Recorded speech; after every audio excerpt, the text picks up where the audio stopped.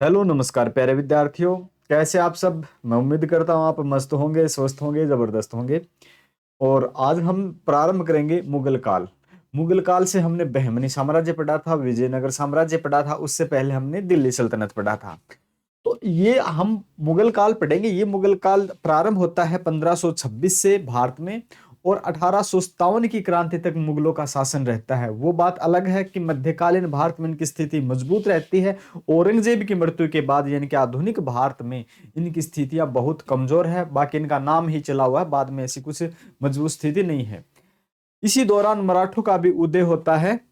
तो मध्यकालीन भारत में हम मराठे भी पढ़ेंगे, जिनका योगदान मध्यकालीन भारत में कम है लेकिन आधुनिक भारत में कुछ ज्यादा है। औरंगजेब की मृत्यु के बाद मराठों का उत्थान है वो काफी ज्यादा होता है। तो औरंगजेब की मृत्यु हो जाती है 1707 में। उसके बाद आपका प्रारंभ हो जाएगा मतलब मॉडर्न हिस्ट्री यानी कि आधुनिक भारत। तो आज हम जो स्टार्ट करेंगे मुगल काल करेंगे। मध्यकालीन भारत का हम जो पढ़ रहे हैं संपूर्ण इतिहास बिल्कुल पढ़ेंगे। और मुगल काल है, मुगल काल का आज आपका पहला लेक्चर है, और मध्यकालीन भारत का आपका 10वां लेक्चर है। तो 10वें लेक्चर मध्यकालीन भारत का मुगल काल का आपका फर्स्ट है, और फर्स्ट में आज पढ़ेंगे बाबर के बारे में। तो बाबर के द्वारा 4 युद्ध किए गए थे, वो भी आज हम पढ़ेंगे। पानीपत का युद्ध जो प्रथम युद्ध था, खानवा का युद्ध, चंदेरी का युद्ध, घाघरा का युद्ध। इसके साथ हम ये भी पढ़ेंगे कि मध्यकालीन भारत में कौन से राजा हुए हैं, कौन से शासक हुए हैं मुगलों के। एक ट्रिक के माध्यम से हम ये भी पढ़ेंगे कि ये कौन से सन में इनकी लड़ाई हुई है, ये भी ट्रिक के माध्यम से पढ़ेंगे ताकि आपको पढ़ने में आसानी रहे। इसके साथ ही मैं बता दूं, इसका जो भी कंटेंट है ये पीडीएफ आप डाउनलोड कर लेना अपने ऐप से, जो बिल्कुल फ्री है, बिल्कुल फ्री ऑफ कॉस्ट रहेगा। आपका कंटेंट है वो डाउनलोड कर लेना ऐप शिक्षा 2.0 से। ऐप आप डाउनलोड कर लेना कहाँ से, ऐप को डाउनलोड करना पड़ेगा, नीचे लिंक है, या फिर आप प्ले स्टोर से डाउनलोड कर सकते हो। इसके साथ ही मैं आपको बता दूं, अगर आप एसएससी की भी प्रिपरेशन कर रहे हो, एसएससी की तैयारी कर रहे हो, तो हमने एक सीरीज बिल्कुल फ्री ऑफ कॉस्ट चलाई हुई है एडवांस मैथ की। ये भी आप ज्वाइन कर सकते हो, जिसमें आपको मिलेगा अलजेब्रा, ज्योमेट्री, मेंसुरेशन, ट्रिग्नोमेट्री 200 इस टॉपिक्स, यानी कि टॉप 800 क्वेश्चन हो जाएंगे। तो आज का जो अपना लेक्चर रहेगा मुगल काल से रहेगा। तो मुगल काल से हम प्रारंभ करते हैं आज का अपना लेक्चर। और मुगल काल प्रारंभ होने के बाद हम देखते हैं कि मुगल काल में जो राजा हुए हैं वो कौन कौन से हुए हैं। तो इनकी एक ट्रिक है। मुगल काल के जो शासक हुए हैं मध्यकालीन भारत के हैं ये भाई। ये किसके हैं? मध्यकालीन भारत के। ये मध्यकालीन, ये मध्यकालीन भारत में है। आधुनिक भारत में एक अलग है, उनकी एक अलग ट्रिक। आधुनिक भारत में जो जो राजा हुए हैं उनकी अलग ट्रिक है, लेकिन जब आधुनिक भारत में आएंगे तो पढ़ेंगे हम। अब मध्यकालीन भारत में जो शासक हुए हैं वो देखते हैं। तो इनकी एक बेसिक सी आसान सी ट्रिक है, भाजसा, BHAJSA, भाजसा। बी से मतलब बाबर से होता है, एच से मतलब हुमायूं से होता है, ए से मतलब अकबर से होता है, जे से जहांगीर, और एस से शाहजहां, और ए से औरंगजेब। औरंगजेब की मृत्यु 1726 में होती है। इनका जो प्रारंभ होता है 1526 से ये आते हैं, और 1707 में औरंगजेब की मृत्यु हो जाती है। इस दौरान से ये दौरान मुगलों का शासन रहता है 1526 से 1707 तक। 1707 तक इनकी स्थिति काफी मजबूत है। इनके बाद औरंगजेब के मरने के बाद स्थिति काफी बिखर जाती है, स्थितियां काफी कमजोर हो जाती हैं इनकी, और छोटे छोटे राज्य हैं उनका उत्थान होता है, अपने आप को स्वतंत्र घोषित कर लेते हैं। मध्यकालीन भारत के बाद जब आधुनिक भारत में आएंगे तो वो बहुत ही महत्वपूर्ण होता है। ज्यादा से ज्यादा क्वेश्चन प्री मेंस यानी कि मेंस में तो आता ही वहीं से है। मेंस के लिखने के लिए आपको विपिन चंद्रा पढ़नी होती है या स्पेक्ट्रम पढ़नी होती है, 2 बुक काफी रहती हैं। तो ये आज हम पढ़ रहे हैं यहां से। तो हम देखेंगे हमने ट्रिक क्या देखी। मुगल शासकों की ट्रिक क्या? बादशाह, बी से बाबर, एच से हुमायूं, ए से अकबर, जे से जहांगीर, एस से शाहजहां, और ए से औरंगजेब। तो हम आज जो पढ़ेंगे बाबर के बारे में पढ़ेंगे। तो ये संस्थापक होते हैं। ये क्या है? ये बाबर है, संस्थापक हैं मुगल काल के भारत में। ये कौन है? संस्थापक हैं। ये हैं संस्थापक हैं मुगलों के। ये मुगल वंश के संस्थापक हैं। कहां पे? भारत में। ये मुगल के भारत में संस्थापक माने जाते हैं। फिर पढ़ेंगे हुमायूं। हुमायूं का शासन 2 पीरियड में होता है, लेकिन आज हम देखते हैं क्या बाबर के बारे में। बाबर का पूरा नाम क्या था? जहीरुद्दीन मोहम्मद बाबर था। इसका जन्म था वो 13 फरवरी 1483 में हुआ था। कहां पे हुआ था? फरगना में उमर शेख मिर्जा एवं कुतलुग निगार खानम के घर में हुआ था। ये हमारे लिए इतना महत्वपूर्ण नहीं होता कहाँ होता है, ये माता की तरफ से कहाँ के वंशज थे, पिता की तरफ से, ये वैसी किताबों में लिखा होता है। ऐसे क्वेश्चन पूछे बहुत कम जाते हैं। इनका जो नाम था वो मोहम्मद बाबर था। पिता की मृत्यु के बाद करीब ये 12 वर्ष के थे, तो एक छोटी सी उम्र में 12 वर्ष का बच्चा होता है, और ये बच्चे ही थे जब इनको शासन पे बैठा दिया जाता है, गद्दी पर बैठा दिया जाता है।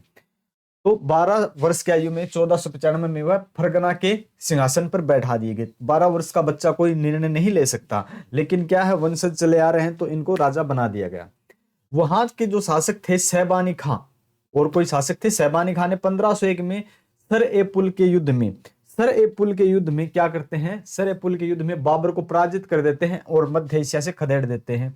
और ऐसी स्थितियां थी मध्य एशिया में, इनके साथ बार बार दुराचारी हो रही थी, इनको बार बार खदेड़ दिया जाता, बार बार इनके साथ लड़ाइयां हो रही थी। ये वहां से भी परेशान हो गए थे, ये चाह रहे थे कि कहीं अन्य क्षेत्र पर जाके शासन करते हैं। और ऐसी स्थितियां इनको भारत में मिल गई। भारत में लोधी वंश था, लोधियों की आपस में, लोधी जो शासक होते हैं और उधर से राणा सांगा होते हैं, इनको इनवाइट करते हैं युद्ध करने के लिए लोधियों पर। तो ऐसी स्थिति, भारत में कमजोर परिस्थितियों का फायदा उठा के ये शासन करने लगते हैं। वहां से भारत में इनको बुलावा आ जाता है, उधर से पहले से परेशान है, यानी कि सोने पे सुहागे वाला काम हो गया है। उधर से तो पहले परेशान थे, इधर इनको बुला लिया गया, तो ऐसी परिस्थितियों का फायदा उठा के ये भारत में आए। इस युद्ध में उज़्बेकों की युद्ध नीति तुगलक तुलगमा पद्धति, तुलगमा पद्धति है, ये बाबर ने भी बाद में यूज की है। ये तुलगमा पद्धति का यूज किया और बाबर को हरा दिया। तुलगमा का पद्धति क्या थी, पूरी सेना को विभिन्न इकाइयों में, छोटे छोटे टुकड़ों में, बाएं दाएं यानी कि लेफ्ट राइट और मध्य में विभाजित किया जाता था। बाएं और दाहिने भाग के को आगे तथा अन्य टुकड़ियों को पीछे भाग में विभाजित करना। इसमें दुश्मन को चारों तरफ से घेर लिया जाता था, एक छोटी सेना का उपयोग करके इसको पकड़ लिया जाता था, यानी कि चारों तरफ से घेर कर पकड़ लिया जाता था, जिसको बोलते थे तुलगमा पद्धति। और इसका प्रयोग करके सहबानी खां ने बाबर के विरुद्ध किया था पहली बार, और बाबर ने आके भारत में इसका प्रयोग किया था।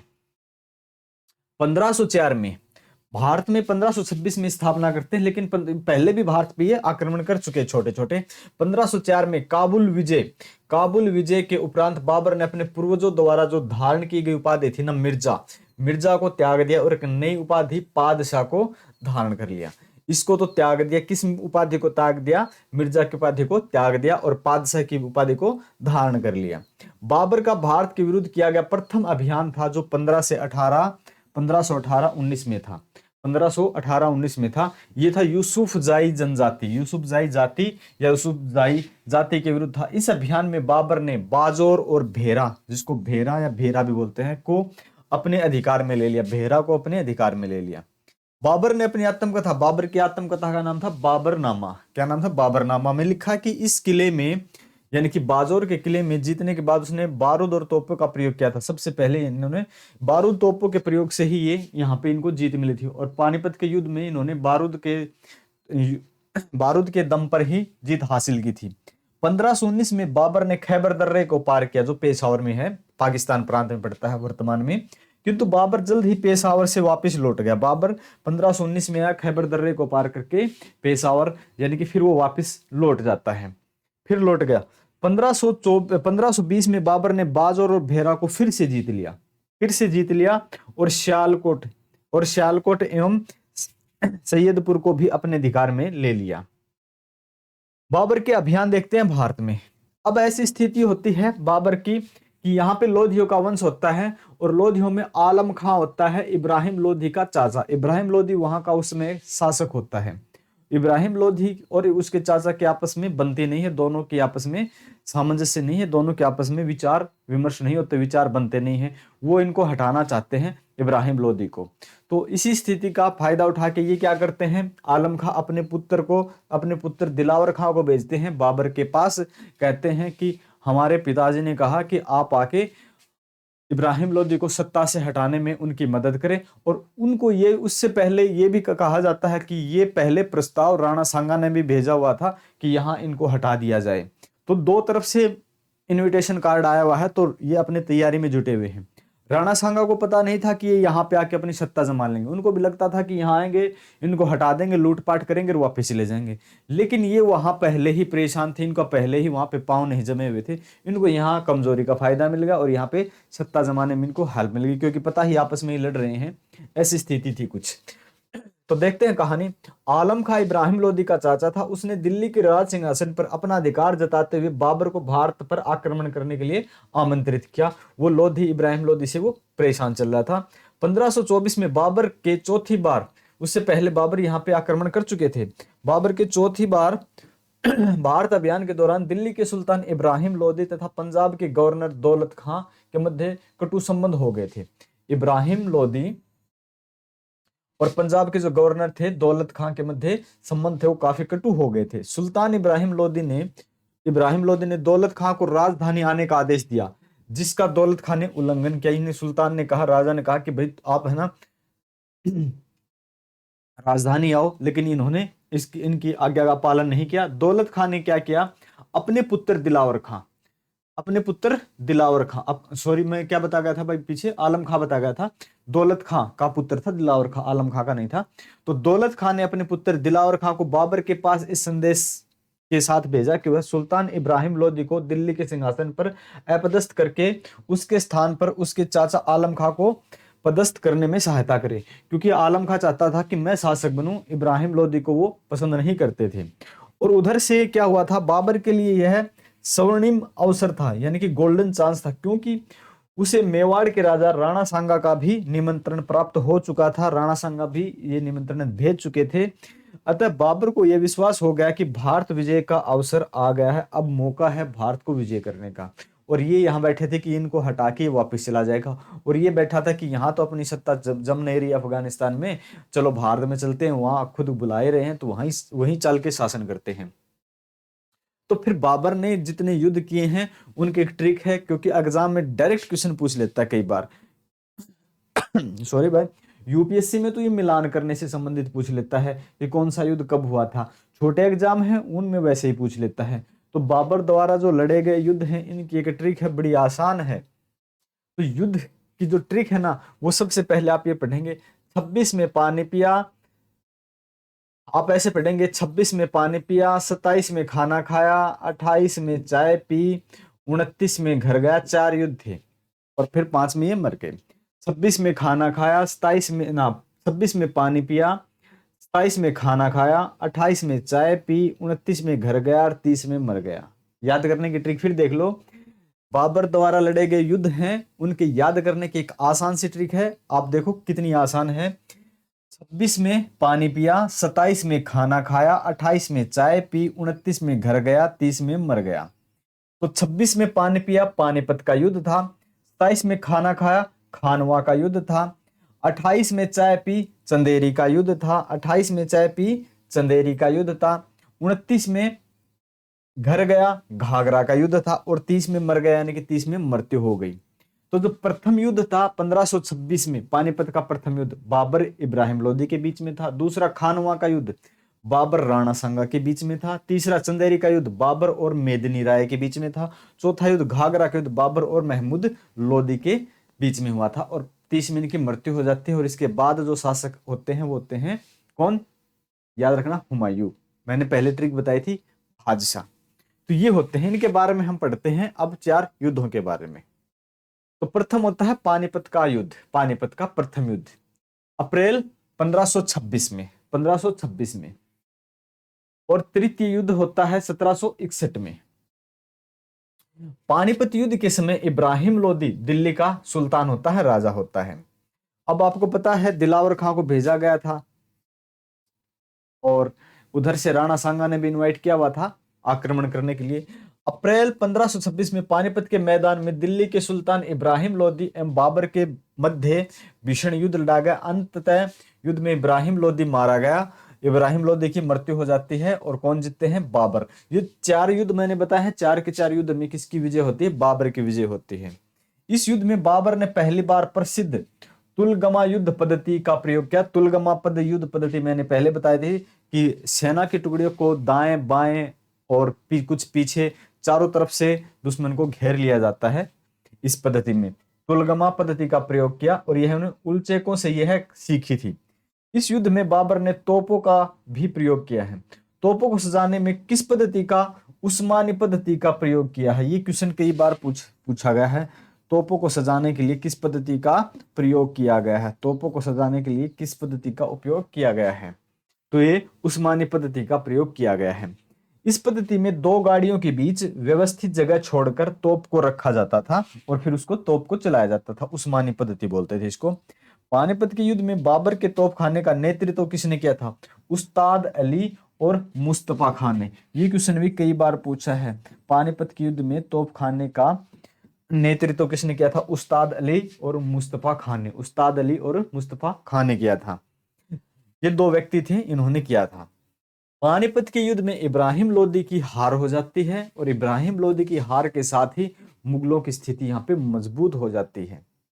और इसके साथ साथ यानी कि लगातार चारों के 4 सालों में 26, 27, 28, 29 और 29 तक अपनी स्थिति परमानेंट कर लेते हैं, स्थायी स्थिति जमा लेते हैं। पानीपत के युद्ध में इब्राहिम लोदी की हार से भारत में अफगानों की शक्ति, जो अफगान शासक हुआ करते लोधी, उनकी शक्ति कमजोर हो गई। युद्ध के पश्चात दिल्ली और आगरा समेत लोधी साम्राज्य के समस्त भागों पर बाबर का अधिकार हो गया। तो दिल्ली और आगरा पर पहले लोधियों का जो शासन हुआ करता था, अब लोधियों का नहीं, अब मुगलों का हो गया, बाबर का अधिकार हो गया। भारत विजय के उपलक्ष्य में बाबर ने प्रत्येक काबुल निवासी को, भारत पर विजय के उपलक्ष्य में बाबर ने प्रत्येक काबुल निवासी को एक एक चांदी का सिक्का उपहार स्वरूप दिया था। उपहार, गिफ्ट के रूप में एक एक चांदी का सिक्का दिया। अपनी इसी उदारता के कारण उसे कलंदर कहा गया। उसको क्या बोलते थे? इसकी उदारता के कारण, जीत के उपलक्ष्य में एक एक चांदी का सिक्का दिया, इसी उदारता के कारण उनको कलंदर की उपाधि दी गई, कलंदर। इस युद्ध में विजय का श्रेय बाबर अपने धनुर्धारियों को देते हैं। खानवा का युद्ध, तो बाबर द्वारा लड़े गए युद्ध क्या थे? पहला पानीपत का युद्ध था, दूसरा कौन सा था? खानवा का युद्ध। अब होता क्या है, पानीपत के युद्ध के बाद अब राणा सांगा समझते थे कि ये यहां से लड़ाई करके लूटपाट करके वापस चले जाएंगे, लेकिन ऐसा कुछ नहीं हुआ। इन्होंने अपनी स्थिति यहीं जमा ली, यहीं रहने का प्लान कर लिया।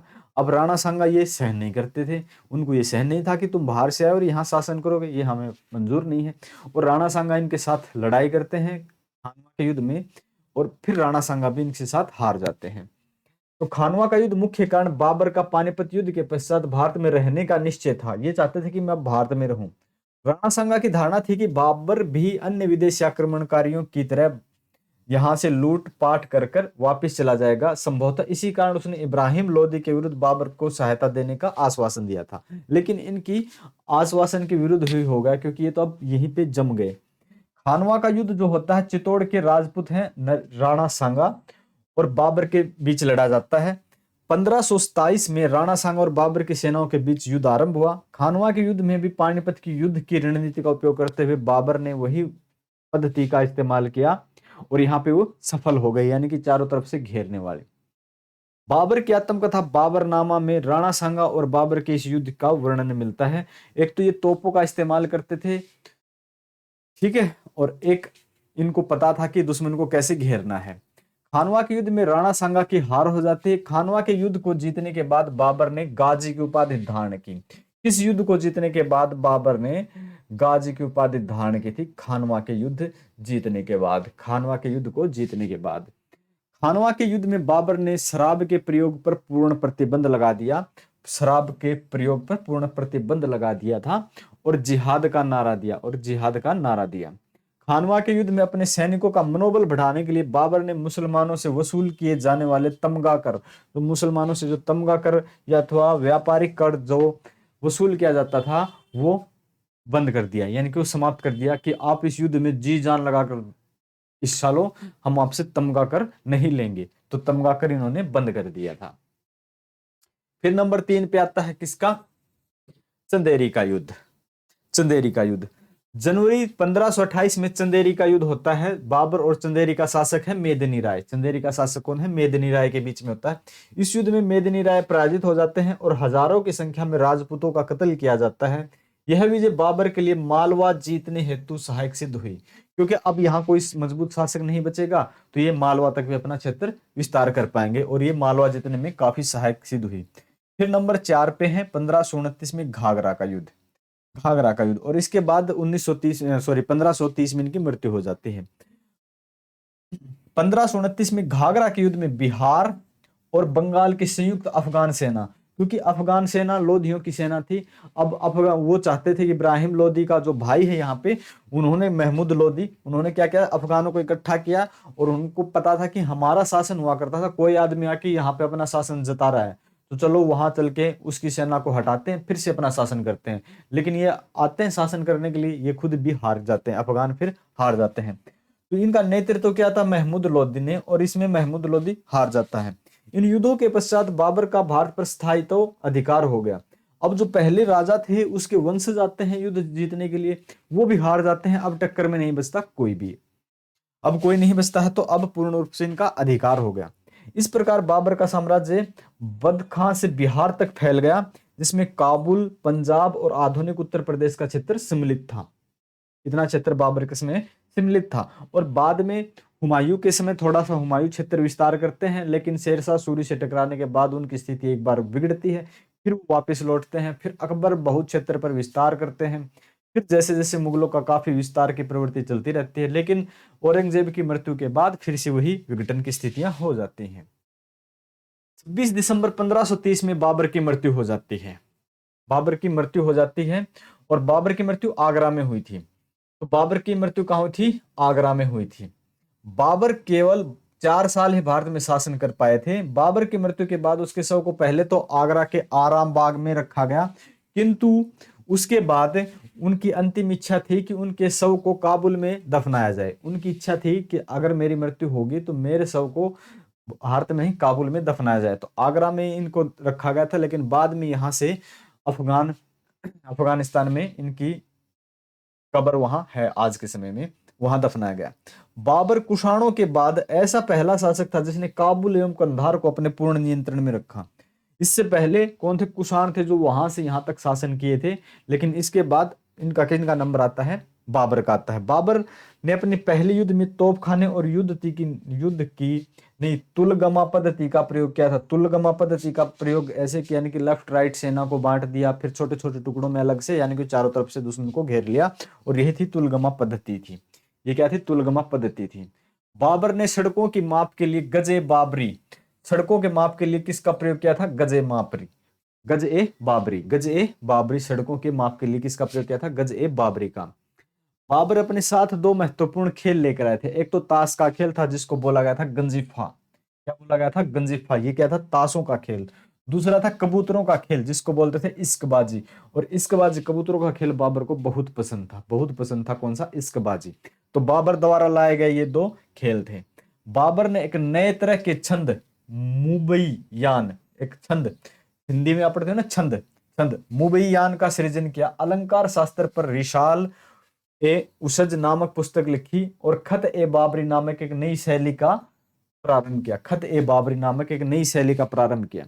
बाबर तुर्की भाषा का विद्वान था, उसने तुर्की भाषा में आत्मकथा लिखी, बाबरनामा, तुजुक ए बाबरी अथवा बाबरनामा, तुजुक ए बाबरी अथवा बाबरनामा, उन्होंने एक बुक लिखी थी, अपनी आत्मकथा लिखी थी, तुजुक ए बाबरी, या फिर उनको बोला जाता है बाबरनामा।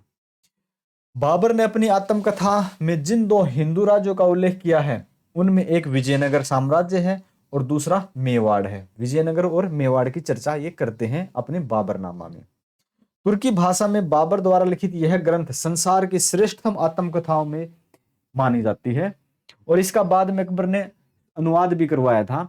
बाबर बागों को लगाने का बड़ा शौकीन था, बाग लगाने का बाबर बड़ा शौकीन था। उसने आगरा में ज्यामितीय विधि से एक बाग लगवाया जिसे नूर-ए अफगान, नूर-ए अफगान बोला जाता था, नूर-ए अफगान बोला जाता। ये बाग लगाने के बड़े शौकीन थे, परंतु इसे अब नूर-ए अफगान नहीं, वर्तमान समय में इनको क्या बोला जाता है, वर्तमान समय में इसको आराम बाग के नाम से जाना जाता है, आराम बाग के नाम से इसको जाना जाता है। बाबर ने शाहरुख नामक एक चांदी का सिक्का चलाया था, एक सिक्का चलाया था बाबर ने जिसका नाम था शाहरुख, शाहरुख नामक एक सिक्का चलाया था जो कि चांदी का हुआ करता था। अकबर ने अब्दुल रहीम खाने खाना द्वारा बाबरनामा का फारसी में रूपांतरण करवाया था, फारसी में रूपांतरण करवाया था। ठीक है। फिर चलते हैं, इसके अतिरिक्त बाबर द्वारा पद रचनाओं का संकलन दीवान में किया गया है, जो कि तुर्की पद में श्रेष्ठ स्थान है। बाबर तुर्की भाषा के सर्वश्रेष्ठ ज्ञाता थे, लेकिन बाबरनामा का फारसी में अनुवाद करवाया गया था खाने खाना द्वारा। किसमें? फारसी में, फारसी भाषा में अकबर द्वारा। बाबर की एक रचना थी रिसाल ए उस, जो हम पहले देखे, जिसका खत ए बाबरी, एक नई शैली का इन्होंने उत्थान मतलब निर्माण किया था, एक नई शैली उजागर की थी। मुगल बादशाह बाबर ने सेना नायक मीर बाकी, मुगल बादशाह के जो सेना नायक थे, बाबर के सेना नायक थे मीर बाकी ने अयोध्या में बाबरी मस्जिद का निर्माण करवाया था। बाबरी मस्जिद का जो मुद्दा उठा हुआ है, जिसको बाबरी मस्जिद को तोड़ दिया था, बाद में अभी भी वो विवादों में रहता है वो, तो बाबरी मस्जिद का निर्माण जो करवाया था वो मीर बाकी ने करवाया था, मीर बाकी ने, जो कि बाबर का सेना नायक था। तो बाबर के बारे में कुछ इतना था। बाबर के बारे में हमने जो पढ़ा है, तो बाबर यानी कि ये मुगल काल है, आज हमने पढ़ा, ये पानीपत का युद्ध था, खानवा का युद्ध, तीसरा चंदेरी का, चौथा घाघरा का, और लास्ट में इनकी हो जाती है मृत्यु। और इसके साथ हमने क्या पढ़ा, ये ट्रिक थी कि कौन से शासक हुए हैं। फिर हमने देखा बाबर द्वारा लड़े गए युद्धों की ट्रिक थी। और इसके साथ ही मैं आपको बता दूं, आज हमने यहाँ तक बाबर के बारे में पढ़ा, कल पढ़ेंगे हुमायूं के बारे में। इसके साथ ही जिन बच्चों को अगर एडवांस मैथ सीखना, एसएससी सीजीएल वगैरह की प्रिपरेशन करे हो साथ के साथ, तो आप इस बैच को ज्वाइन कर सकते हो। बैच की फीस कुछ नहीं है, फ्री है, जिसमें अलजेब्रा, ट्रिग्नोमेट्री, ज्योमेट्री वगैरह सब कुछ एडवांस मैथ 200 क्वेश्चन आपके पढ़ाए जाएंगे बिल्कुल फ्री में। पीडीएफ फ्री में है, इसका पीडीएफ भी आप डाउनलोड कर सकते हो, यहाँ हर पीडीएफ फ्री मिलता है। तो मिलते हैं हम नेक्स्ट लेक्चर में। तो आज का अपना लेक्चर था बाबर के बारे में, अपना नेक्स्ट रहेगा हुमायूं के बारे में। और इसके साथ साथ हम यानी कि मुगल काल पढ़ने के साथ ही हम थोड़ा सा पढ़ेंगे फिर मराठों के बारे में। और मराठों का जो उदय होता है मध्यकालीन भारत से होता है, लेकिन उनका अहम योगदान जो होता है औरंगजेब की मृत्यु के बाद होता है। काफी आधुनिक भारत में उनका काफी योगदान है। तो आज का अपना यही लेक्चर खत्म होता है, मिलते हैं अपने नेक्स्ट लेक्चर में। ठीक है, थैंक यू।